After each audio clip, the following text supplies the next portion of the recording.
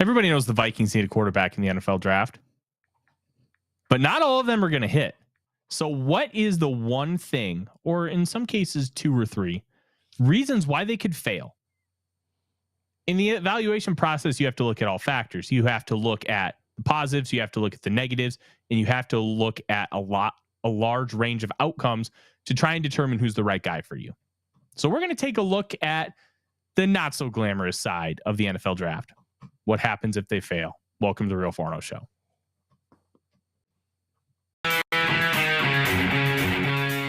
Welcome to the Real Forno Show. Hosted by Tyler Forness, publisher at The Sporting News, contributor on SKOL North's Purple Daily, publisher of Substack Run In Shooter, the host of The Good, The Bad, and The Hungry on the Voices of Wrestling Podcast Network, and a founding member of Vikings First and SKOL. Welcome, ladies and gentlemen, to another episode of the Real Forno Show. I'm your host, Tyler Forness. With me, as always, in the top right corner is producer Dave. We're going to have an uncomfortable conversation today. What happens if the Vikings quarterback in the NFL draft fails? And so we're going to look at 6 potential guys. The 6 guys that have been talked about. We're ignoring Caleb Williams because Caleb Williams at this point is a foregone conclusion to go first overall. But the Vikings could still end up with a quarterback in this draft class, and it may not even be in the top 5. It may not be at 11. It may be later in the first round, or God forbid they take one in round 2 with a pick they don't have yet. We're going to look at all the options because, look, that's the whole point. We want to see what it could possibly end up like. And in order to see that, well, you have to take a look. So let's start the conversation. And let's start it with Spencer Rattler. Rattler is the least likely of the bunch to end up a Minnesota Viking, but it's not because he doesn't have arm talent. He has arguably more of it than any quarterback in this class. It's all the other things. It's the processing. It's the big time throw to turnover worthy play where he just puts the ball in danger. But the why behind that kind of eases you a little bit. The big thing is, what if he's just never going to develop? And to me, that's the biggest reason why he will fail. When you look at his 2020 film, Rattler looked like the presumed first overall pick in 2022. And 2021 happened, and everything cratered with him at Oklahoma, and it just ended up really, really bad. That's not exactly what you would call a great sign. That's not great for a development curve. It's substantially poor. And looking at all those factors, it's hard to completely blame Rattler. Lincoln Riley was not helping. The whole campus at Oklahoma kind of turned on him, and they wanted Caleb Williams. They weren't necessarily wrong for wanting Caleb Williams. I mean, he's about to go first overall, but Rattler had a really tough journey. But he went to South Carolina, followed his old offensive coordinator who had taken the head coaching job, and he flourished, and he grew as a person and a player, and he developed, and he had to adjust his game based on his circumstances. He wasn't able to do a lot of deep ball shots because he didn't have the offensive line protection. The offensive line was incredibly poor. But part of that problem is you learn how to adapt and adjust, but it's hard to really develop when you're under duress 24/7. So what if he just doesn't? What if he never really figures out how to maximize his arm talent? And to me, it's never been about talent with Rattler. It's been about everything else. And that everything else could easily end up why he fails in the National Football League, Dave. Well, you've got one of the things, no matter how talented some of these quarterbacks are, they need to land in the right spot to be developed. And with all of them that we're going to talk about tonight, that's a big deal. It's who gets to develop them into a NFL quarterback. And if they could do that, all the great. I mean, because we know when I went through yesterday where you can find quarterbacks that can get the job done. And if he's one of those later second, third round quarterbacks, the chances are less. But it also depends how he's developed. It 100% depends on that development curve. And I don't really know what to. Matty Man says who he's got around him, talent-wise. I don't really know what to make of Rattler because the arm talent is there, but he just hasn't been able to keep it together or really put it together. And to me, that is the fascinating part.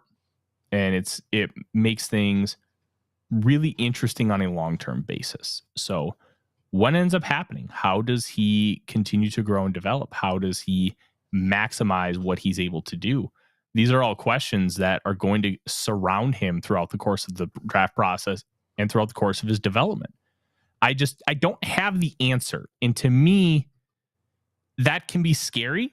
But if you are the right coach, I think you can extract it out of him. But the easiest path to failure, per se, for Spencer Rattler is he just never is able to keep it together because he has all of it and he's proven he has all of it. But then he loses some of it throughout the course of his play. And that's scary. Is it a mental thing or is it something that could be coached? Does he need a sports psychologist or a coach? No, I don't think it's a sports psychology thing. I think it's a circumstance thing. I think it's how you handle situations on the field, not like it's more of the split second reactions and what your instincts are versus like, hey, I just don't have confidence in myself. He's got the confidence back. I don't really have concerns about that. It's maximizing his arm talent with circumstance. And to me, I'm a little worried about that. And especially because like that 2021 season, he had the talent and he had the circumstance. Like Oklahoma was a really, really good football team and he just wasn't able to do it. So it's just a lot of questions we have to answer. Now, I got another question for you. Mm-hmm. Are these prospects utilizing some sort of quarterback guru coach between the time they graduated or the time their season ended last year and getting all prepared for the combine, the Senior Bowl, the draft, all that sort of stuff? Are they seeing contracting somebody outside of the NFL, because it's got to be outside of the NFL, to help coach them up and correct things like footwork or throwing motion or things like that during that time period in the run up to the draft? And does that help?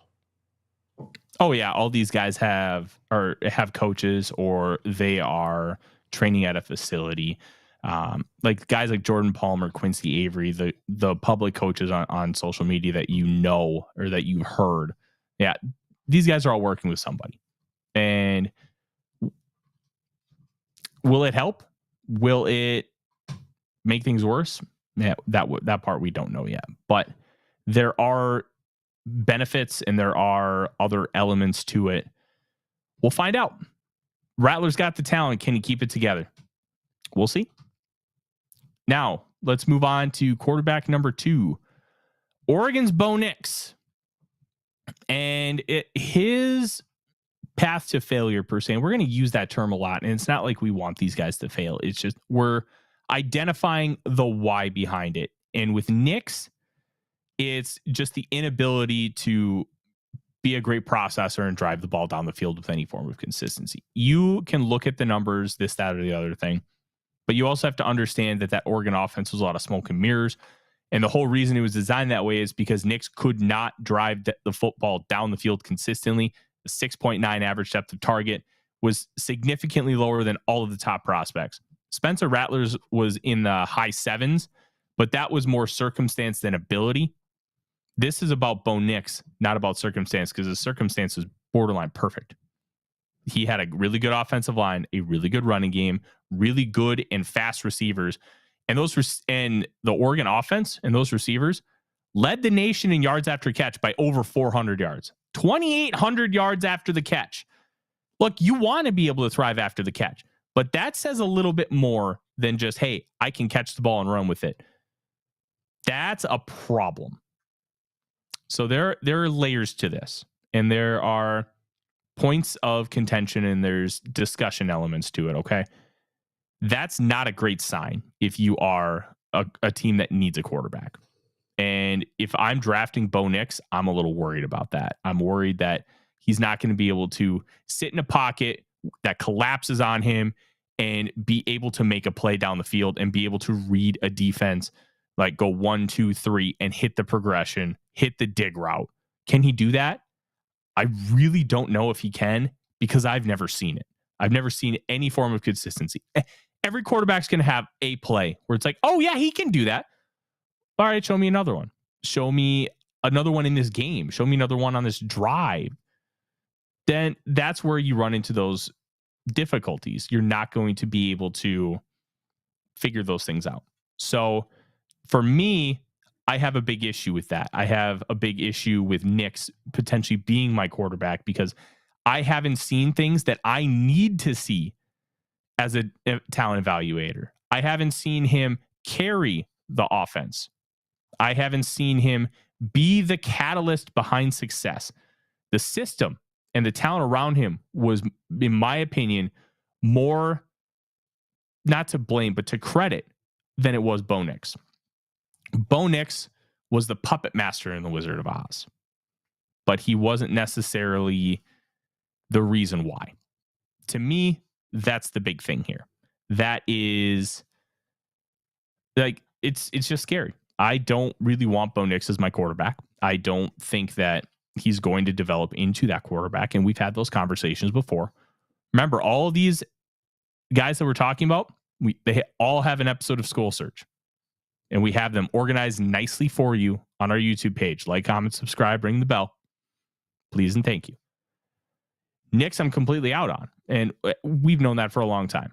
I watched his film back in January, and I'm like, nope, not a chance.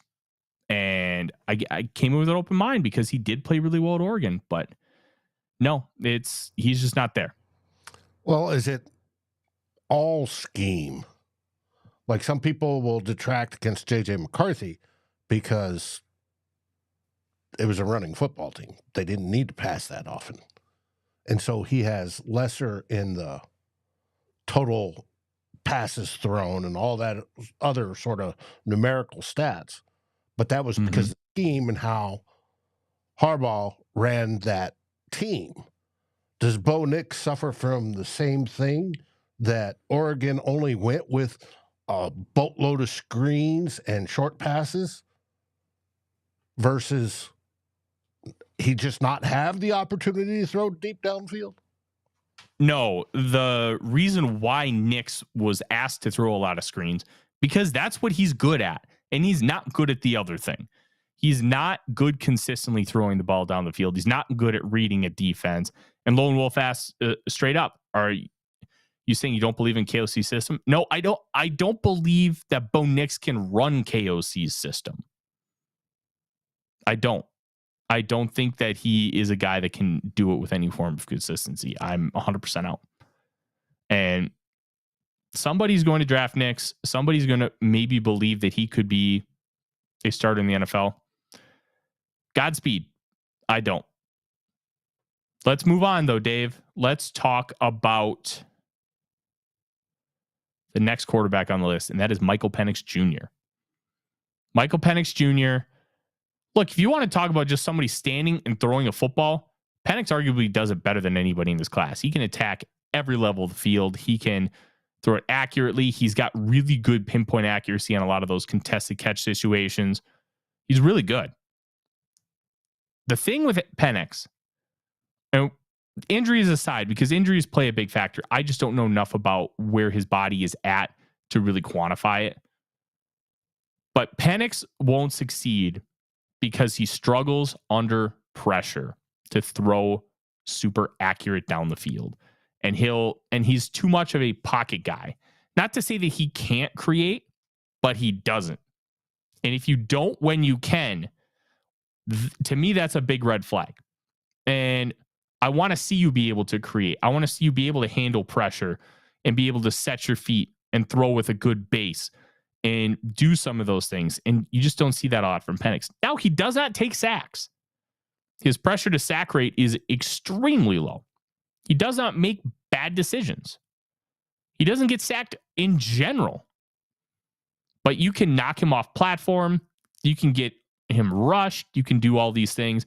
And he won't be able to really beat you down the field in the way that he knows how. So those things all add up and those things all matter. And to me, that's the biggest thing for Penix. It's he just won't be able to do enough within himself to be able to take advantage of situations when his situation becomes subpar. Some guys, Jaden Daniels, he goes zoom, zoom.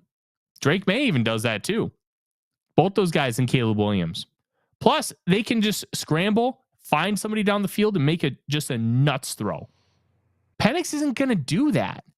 And when you're talking about drafting the future of your franchise, those conversations have to happen. You have to understand that Drake Maye can bail me out of a bad situation when the pocket gets murky.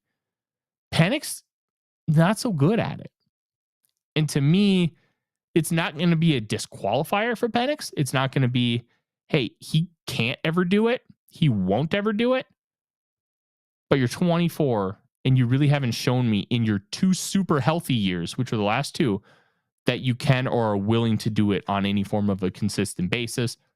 So to me, that's worrisome. Plus, then you have to talk about the injuries, which it's hard to quantify because we just don't know. But there are some real concerns. There are some real concerns with his knee. I believe it was the same knee that had the ACL both times. And then shoulder injuries to his non-throwing shoulder. And look, it's better than your throwing shoulder. But when you talk about these things and when you talk about injuries to a football player, that is a big deal. You can't have a player that it potentially has a degenerative knee. You can't. Now you could draft that guy in round 4 or 5 and he can be your backup. And you know what? If around 4 or 5 pick doesn't last 4 years, that stinks, but it's okay. You can't do that with the 1st or 2nd round pick. You got to know. So if you have questions about that, you kind of just have to pass. And that's the thing. You have to understand that he just may not be healthy enough to be that guy. But you have to determine that on your own with the medical knowledge that you are provided. I'm provided with pretty much none, so I'm leaving it at that. I want to address this from Dwayne in the chat. Nick says the highest completion percentage of all time, and you were questioning his consistency. It's not about what you did in college. It's about projecting what you did in college to the National Football League. Mac Jones was a 1st-round pick, and he used to hold that record. He had a decent enough rookie year, and then he stunk. And then he stunk again. And he stunk so bad that he got traded to the Jacksonville Jaguars to be the backup. That matters. It's about projection, not what he's done. It's about, can he do it in the NFL? You're not going to be able to do that dink and dunk stuff, the RPO heavy offense, the screens. And his ADOT was 6.9 his senior year. The NFL equivalent would be like 5. You can't run an offense like that. You can do it, I don't know, for a couple games while you get a rookie really comfortable, but that's not a long-term plan. So for me, out. And that's the big thing. Looking at, we call them counting stats.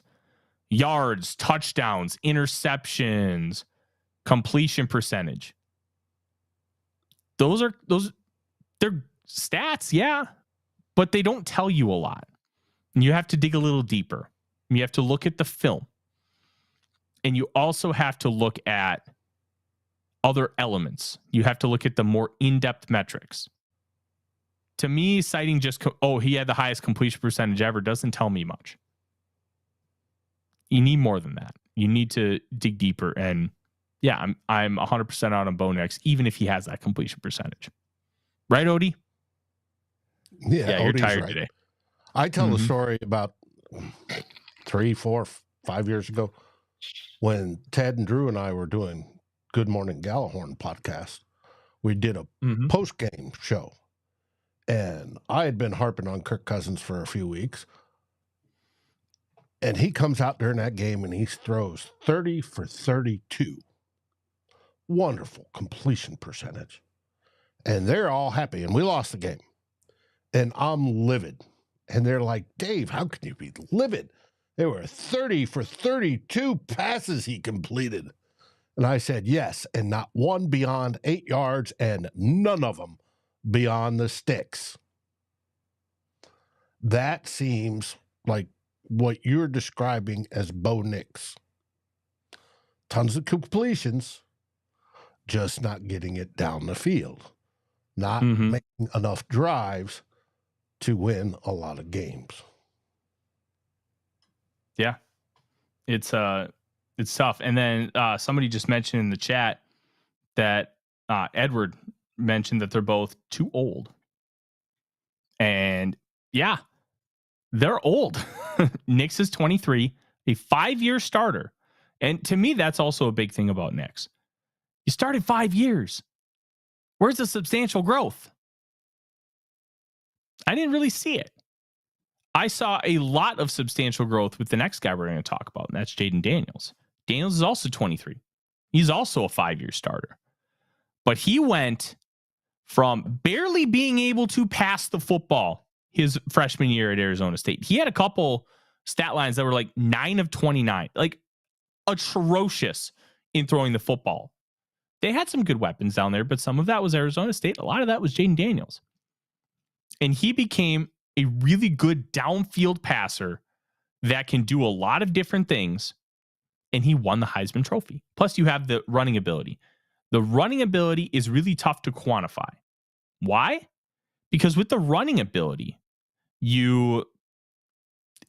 like in my grading scale, I can't quantify it because you don't need to be a great runner to be a great quarterback. But when you have it, it gives you a trump card. Lamar Jackson, Michael Vick, Steve Young, they got that trump card because all they have to do is like, bye. And then they could take off and gas you for 50. Jaden Daniels can do that. And he did it at the college level. He did it in the Pac-12 and in the SEC. Go watch that game against Florida. Just impressive stuff, what he was able to do. And to me, that's the big thing here. You have a guy like Jaden who has grown and developed, but Jaden's not perfect. Jaden's big thing with failure is going to be this. What happens if he doesn't learn how to not get hit like a Looney Tune? And you watch his film, and every game, he's going to have at least one hit where he just leaves himself open to getting slaughtered like he's Wile E. Coyote. He hasn't really figured out a way to fix that. He hasn't really figured out a way to stop. And that's a problem. That is a big issue. Yeah, but he's not gotten hurt.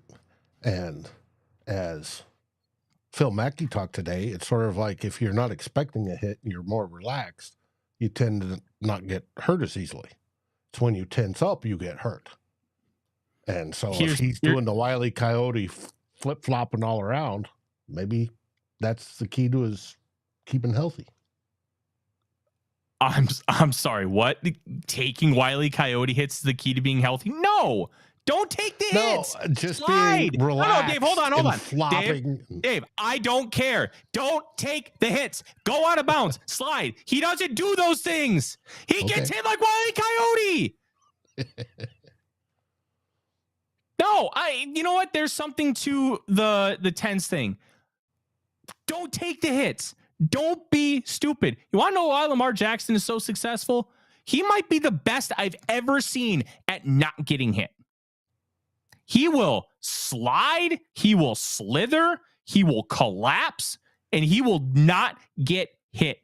It's a constant, it's consistent, and it's brilliant. Jaden Daniels doesn't have any of that. Jaden Daniels, to me, comps to Robert Griffin III. You want to know why Robert Griffin III isn't in the league? He could not get hit either. He never figured it out. You look at Jaden Daniels. He's not exactly a stout guy. He's not built like Josh Allen. Josh Allen is a thickly built player. He is built to absorb contact significantly better. Well, that's great for him. Jaden doesn't have that. And I think that's going to be the biggest hurdle. Or Ben Roethlisberger. They were built like linebackers. Right. And we're talking neck roll, Greg Biekert, Ken Norton Jr. linebackers. That was the big one. So when you're looking at all these different elements here, that's a big thing. And Daniels, he's got to not get hit, and he's got to figure out how not to get sacked, because his pressure to sack rate is very, very poor. And that's become a really good metric to determine how successful you are going to be in the NFL. Well, that metric is he's in the mid 20%. So you want to be under 20%. It's a big red flag. It was a big red flag with Will Levis. It kind of hurt him a little bit his rookie year. We'll see how he does in year 2, but it's something to watch out for. All this food talk is driving me crazy. I'm starving, and it started with Reggie. And it's good to see you in the chats there, Reggie. Now they're getting on the smoked fish. Ooh, I like fish. I like smoke. I like smoking food. All right, let's talk about JJ McCarthy. McCarthy's such an interesting one because he's got a lot of the advanced metrics. He has the talent, and he has film where he's really flashed it. My thing is this. What if he can't carry a team? What if he needs a situation like Kirk Cousins? And he's flashed the ability to carry them. He's flashed the ability to do X, Y, or Z. He's not consistent at all. And if you're not consistent, that's scary to me. That is a concern. It's a concern that he was never asked to carry your team. Now, we'll talk about Drake Maye. Maye has his faults, so we're going to talk about those. Maye was asked to be Superman every start. He was asked to carry the team. He had some successes. He had some failures. But you know that he's experienced in doing that. McCarthy's not. And that's not his fault. And I think that's part of the discussion. They didn't need him to. They did not need JJ McCarthy to carry the Michigan Wolverines. They did not need McCarthy to really make that big of an impact. Why? They had a great team around him, but in some situations, McCarthy stepped up in a big way. So it's not like he's completely inexperienced, but there isn't a lot of data that says, hey, I can be the guy. I can be the unquestioned alpha and lead this team to victory by myself. I want to have seen that from every quarterback. I saw Jaden Daniels carry that LSU team because that defense stunk. I saw Drake Maye do it. I saw Caleb Williams do it. I haven't seen JJ McCarthy do it, and it doesn't mean he can't. It's one of the toughest parts about evaluating. Was he asked not to do it because he couldn't, or because they didn't need him to? It could be just that they didn't need him to. It could be that he can't as well. That's going to be the biggest question mark going into his NFL career. And to me, that's the one big reason why he could fail, is because you just don't know for sure that he can carry the football team on his back. Northfia says situationally he did succeed doing that. I admitted that. That's not the point. The point is you're in a bad spot. You're like, your running game is nothing, and you need to carry the team on your back to a victory. Yeah, but he was never presented that. in Michigan. And did you not listen to anything I said? I admitted that. That doesn't mean he can't do it. We're talking about the reasons why he could fail, not that he will fail. He never had to do it. That doesn't mean he can't, but it also gives you no data that says he can. It's an unsure element. It is an unknown variable. And that can be scary. And sure. That carries a lot. And I do believe it. But that doesn't answer your question. That doesn't answer anything. I do believe it can translate to that. We won't see until he's on a team. Hopefully it's the Minnesota Vikings, if I get my way. Now, we're going to have to find out. But yes, he could fail. And if he does fail, like these are the conversations you have to have in the room. If he does fail and you answered that question wrong because it's a variable, that can cost you your job. So it's something you have to know. Now, look, guys, you have to understand here. Lone Wolf said JJ had the highest third down percentage when the ball was in his hand. Sure. What were those situations? Like, no, seriously. Like, he did not play in 7 fourth quarters last year. 7. They played 15 games. He didn't play in 7 of them in the fourth quarter. I'm not saying he can't. Those third downs, it's a very impressive stat, and it flashes. And you saw some really impressive stuff. The big thing here is he was never asked to put the team on his back and carry them to a win. And I have questions about if he can do it. That doesn't mean he can't. But we're looking at every option. We're looking at every plausible outcome here. And it is a plausible outcome that he can't do it. And to me, if he's going to fail, that's going to be the reason why. He's not able to carry the team, and he isn't more than just a bit player. He also could end up being probably the best quarterback in this class. But we're not talking about the best possible outcome. We're talking about why this guy could bust and why this guy could fail. To me, that's why. Now, let's talk about Drake Maye. Maye is a very interesting case. I love Drake Maye. I have him as my second-ranked player, first quarterback. I think what's interesting is that Dave is scrolling something right there from Merrill Hodge. Thinks Drake Maye is the kind of player that's going to get you fired if you draft him in the top 5. Well, he said that about Justin Herbert too. Very similar things. Drake Maye compares very well to Justin Herbert. And here's why. They're both big. They both played in offenses that don't necessarily suit them at the pro level. So they're going to have a learning curve there.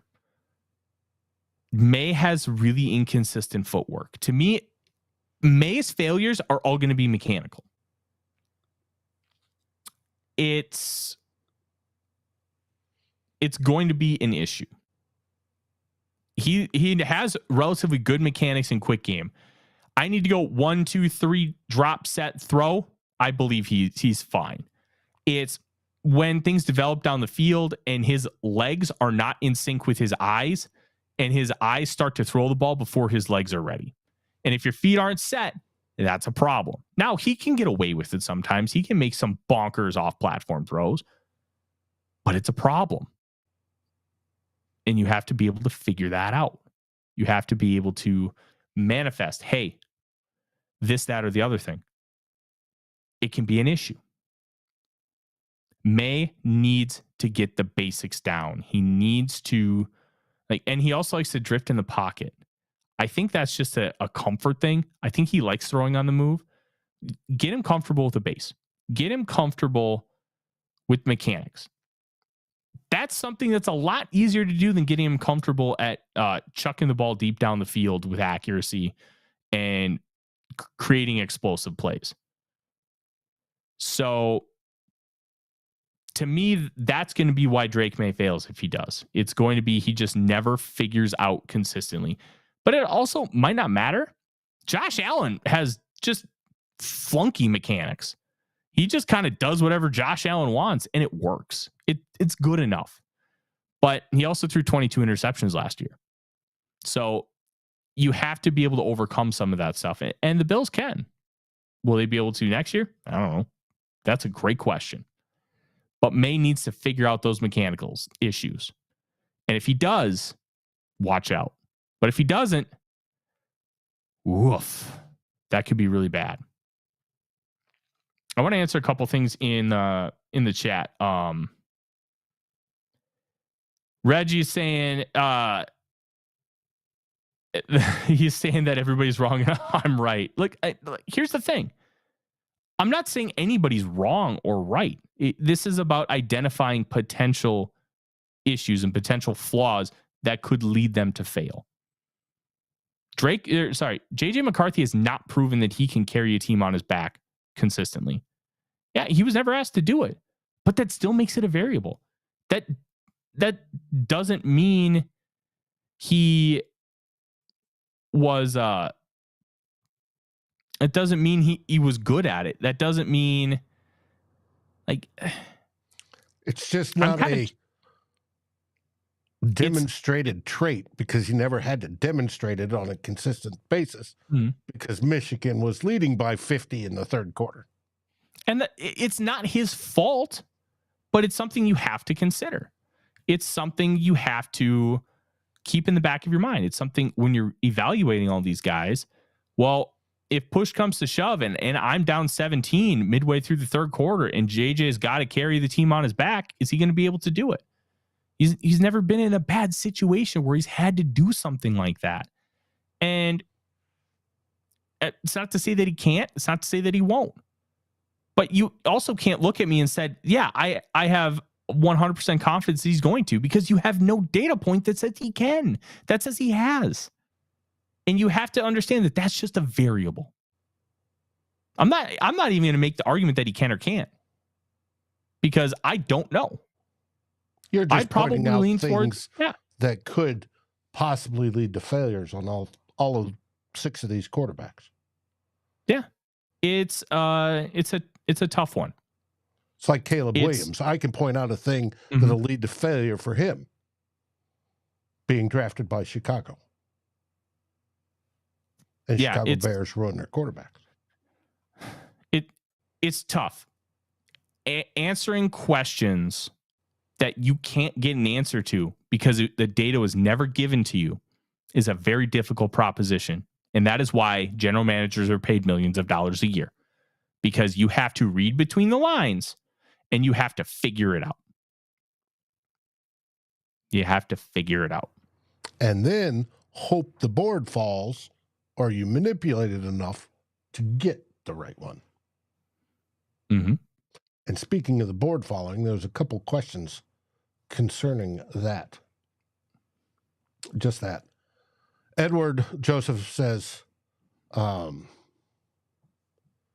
first off, seems like most of these QBs are a little bit raw and need to sit.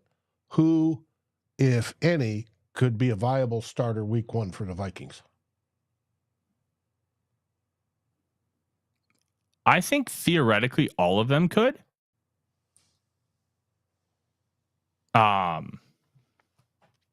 You wouldn't put Sam Darnold over them for at least a few weeks?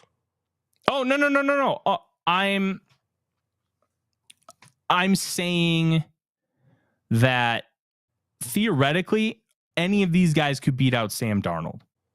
I'm not saying that I would have all of them start day 1. You got to see what happens in training camp. You got to see how far their development is. But if they're at that point, just go. Any one of them could theoretically, but that doesn't mean they will. Gotcha. I would guess that all of them would end up sitting behind Darnold for at least a few games. Gotcha. Jazz Hurd says, who is your top 3 ideal draft scenarios? Top 3 ideal scenarios. 1 would be trade up to get Drake Maye. 2, have a quarterback fall to you at 11, one of the top 4. 3, probably trade up to get Jaden Daniels. I don't hate JJ McCarthy. I just don't like him as much as the other 2. I'm much bigger on Maye and Daniels than I am McCarthy. And that would probably be my ideal. I would love to be able to draft again at 23 and get a quality defensive player or even an offensive weapon. There's a lot of talent in this draft. I'd love to be able to get some of it before we get to 108. Yeah. And Reggie's saying that he doesn't need to, that I'm looking too much at what he wasn't asked to do instead of looking at what he's executed. Reggie, that's the point of this show. The point of this show is to identify questions and identify potential reasons why somebody may not succeed. It's not a full-blown evaluation here. This is just pointing out what possibly could go wrong and why it could go wrong. Michael Penix's knee could fall off stepping off the bus. Yeah. Because we don't know, because that's a questionable thing. We're just pointing out, or I think Tyler's just trying to point out things that are relative unknowns in a majority type sense that could cause failure. And like we said, and it's not just the player, it's the situation, the scheme, the team, who he's got around, who he's got developing him in the way of coaches, who he's got around him in the way of talent. All of these impact how a quarterback, one that hasn't taken a snap in the NFL yet, play. And even ones in the NFL that take snaps, it impacts how they play. And I think Tyler was just trying to point those out tonight, being the devil's advocate sort of deal. And Tyler favors Maye and Daniels first, whereas I'm a JJ McCarthy guy. And we don't have to agree. And neither do any of you. You can have your favorite. Hey, it could be, Michael Pratt from Tulane. It could be anybody. It doesn't matter. We're just pointing out things, hopefully, that are possibilities that if we get our hopes up, if they show up, that may be it. You know, with Teddy, it was skinny knees. And guess what? He had a freak accident and blew out his knee. Was it because they were skinny? No. But those were some of the detractors going into that draft. And every quarterback has detractors on them. Even Caleb Williams. People question some of the things with him. So there's no perfect QB coming out in the draft. And if there is, I hope we draft him. I do too. That's going to be the show. Look, draft evaluation is not all sunshine and rainbows. You have to be able to look at and answer the tough questions. And you have to understand how these guys might fail, because understanding how they might fail can honestly help you figure out if they can succeed and figure out, can you elevate them to a different level? And to me, that's the biggest thing. These guys could all fail. They could all succeed. And quite frankly, none of us truly know which ones will be good and which ones won't. Nobody really knows. That's the wild thing. Yeah. Quarterback is so incredibly difficult to predict. Nobody's really that good at it. It's even the ones that get paid millions.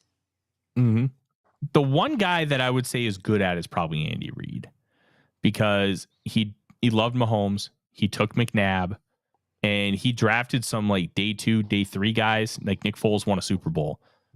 Kevin Cobb, he flipped for a 2nd round pick, and Cobb was really good. He revitalized Michael Vick's career.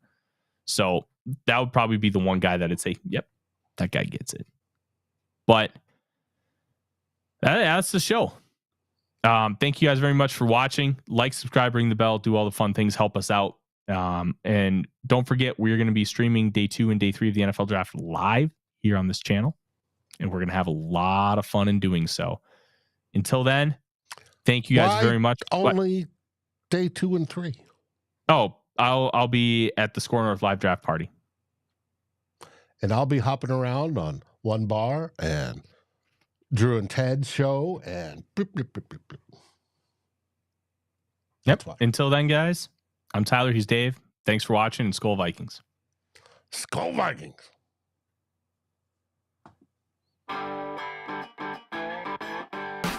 Like, subscribe, and ring the bell to get notifications. It helps us grow this community that we all love our Minnesota Vikings. And on behalf of Tyler Forness and myself, Dave Stefano, thank you so dearly for watching The Real Forno Show. SKOL, everyone.